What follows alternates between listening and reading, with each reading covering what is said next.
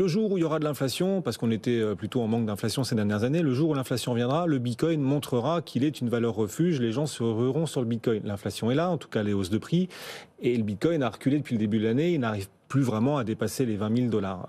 Est-ce que donc la réalité ne vient pas rattraper le fantasme? Est-ce que Bitcoin n'est pas en train d'échouer comme actif anti-inflation? Alors évidemment, Guillaume, je ne vais pas vous surprendre, je ne suis absolument pas d'accord avec vous. Et j'ai des éléments justement pour vous le prouver. Et on a vu justement ce qui s'est passé avec la livre sterling. Et en gros, le gouvernement anglais a annoncé justement des mesures pour protéger l'économie anglaise et notamment pour faire fonctionner la planche à billets comme d'habitude. Et effectivement, la réaction des marchés a été immédiate et d'ailleurs assez surprenante, je dois vous dire, parce que du coup, les volumes du coup dans la paire BTC, du coup livre sterling, ont explosé. Donc on voit que du coup cette logique d'impression monétaire illimitée fait que du coup les gens veulent se réfugier vers des actifs, disons, qui ont le potentiel de se protéger contre la perte du pouvoir d'achat, et c'est ce qu'ont fait du coup les marchés en investissant massivement sur Bitcoin, en tout cas sur la paire Bitcoin livre sterling, qui du coup est quand même une paire majeure. Et en plus de ça, pour compléter un petit peu ma réponse, il faut pas voir du coup la protection contre l'inflation sur un prix à court terme. Encore une fois, on est sur un temps très long. Bitcoin a le potentiel de devenir un étalon monétaire mondial.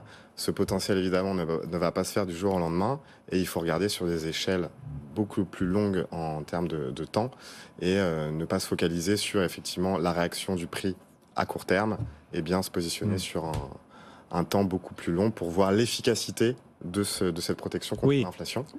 Protection contre l'inflation s'il n'y a pas parallèlement de resserrement monétaire. Est-ce qu'on peut imaginer un univers où on est de l'inflation sans resserrement monétaire? C'est la question. Parce que finalement, tout continuera de dépendre de la stratégie des banques centrales, malgré tout. Complètement. C'est-à-dire qu'en gros, elles sont un peu entre le marteau et l'enclume. Soit on protège la croissance, soit on lutte contre l'inflation. Et finalement, les banques centrales doivent du coup jongler entre ces deux problématiques. Et effectivement, elles ont un pouvoir finalement de faire évoluer le prix du Bitcoin indirectement en fonction de leur comportement.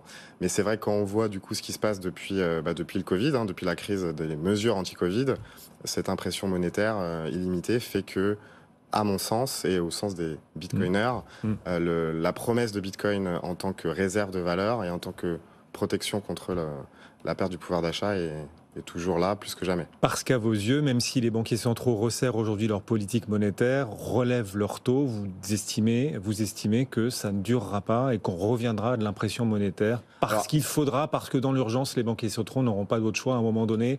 Un risque de crise financière, un risque de ralentissement trop fort de la croissance, tout cela les poussera à redevenir plus accommodants. C'est votre scénario? J'ai pas de boule de cristal, mais en tout cas, effectivement, le côté pompier pyromane, c'est quelque chose d'assez récurrent chez les banques centrales.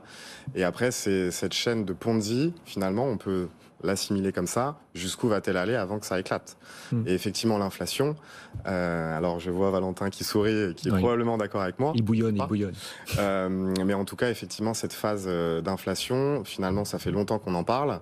Alors, effectivement, le gouvernement et les acteurs institutionnels disent que c'est à cause de la guerre en Ukraine, à cause de Poutine, etc. Mais nous, en fait, finalement, en tant que bitcoiners, ça fait longtemps qu'on le dit, et finalement, on est en train de le vivre. Donc, en fait, tout ce qui se passe en ce moment, même si effectivement c'est plutôt des mauvaises nouvelles pour l'économie en général, de notre point de vue, c'est plutôt très favorable pour Bitcoin. D'accord. Bon, sauf que pour l'instant, ça ne se voit pas dans les cours du Bitcoin. Et vous dites Encore à long terme, ça se verra. Exactement, c'est dans une échelle de temps. Vous y croyez toujours, vous aussi, Valentin?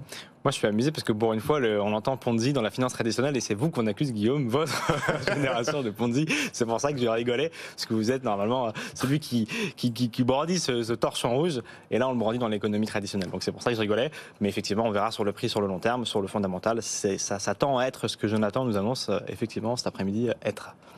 Bon, on verra. Pour l'instant, Bitcoin, comme actif refuge face à l'inflation, pour l'instant, ça reste à prouver, mais on va laisser sa chance à l'histoire. Et au temps long, en effet. Comme on laisse leur chance au marché, dans le temps long, c'est la même chose.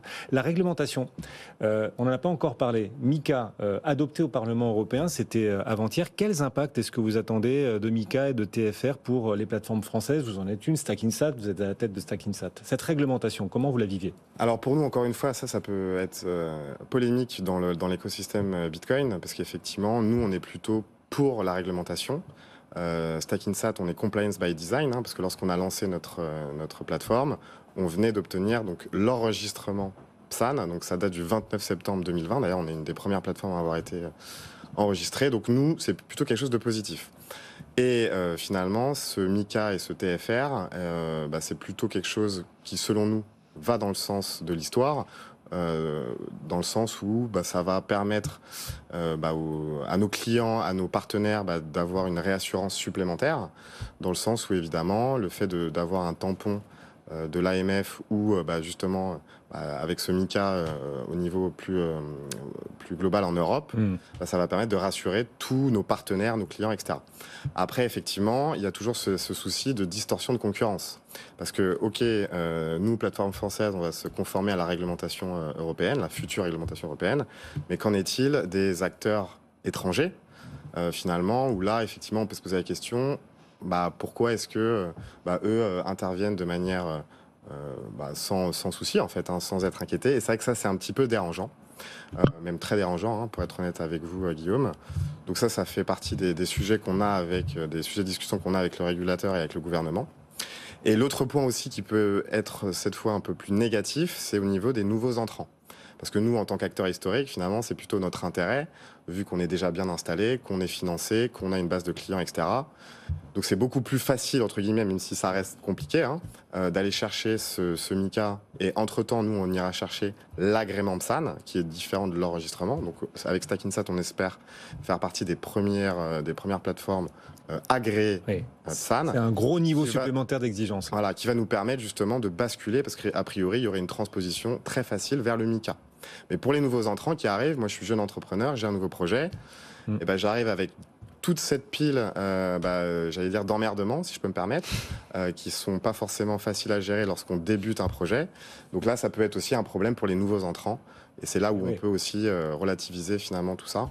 Mais en tout cas, nous, pour Stackinsat, c'est plutôt une bonne nouvelle et on va se conformer à la réglementation et on a hâte de ça.